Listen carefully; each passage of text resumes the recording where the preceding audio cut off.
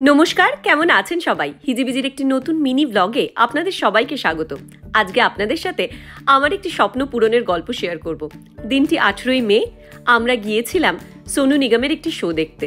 যে মানুষটার গানে প্রথম প্রেমের শিহরণ জেগেছিল, সেই মানুষটাকে সামনে থেকে দেখব। হলের সামনে পৌঁছাতেই দেখেই বোঝা যাচ্ছে যে কতটা এক্সাইটেড প্রত্যেকটি মানুষ। প্রচণ্ড ঠান্ডা, তার মধ্যে বাইরে এরকম বড় লাইন, কিছুর তোয়াক্কা নেই। আমরা সবাই লাইন দিয়ে হলে তো ঢুকলাম।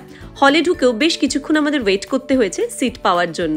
অপেক্ষা করতে করতে আমরা তাই গল্প করছিলাম যে আমাদের ছোটবেলায় বা টিনেজে প্রেম মানে ছিল চিঠি বিনিময়, SMS প্যাকেট, 30টা SMS, মাঝে মধ্যেই তার সাথে একটা করে হিন্দি গানের লাইন জুড়ে দেওয়া হতো।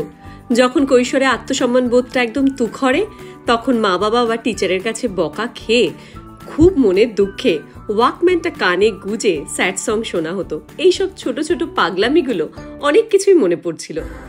তারপর তো শুরু হলো সেই ম্যাজিক্যাল ইভেন্ট।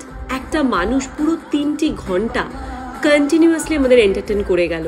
কি অদ্ভুত তার প্রতিভা, কি অদ্ভুত তার শৈল্পিক সত্তা, আর কি অদ্ভুত তার স্টেজ প্রেজেন্স। সব কিছু মিলিয়ে একটা স্বপ্নের মতো দিন। আমার জীবনের ক্যালেন্ডারে এই দিনটি কিন্তু পুরো সোনার অক্ষরে লেখা থাকবে। ফেরার পথে একটু পেট পুজো, এইভাবেই কাটলো একটা সোনায় মোড়া দিন।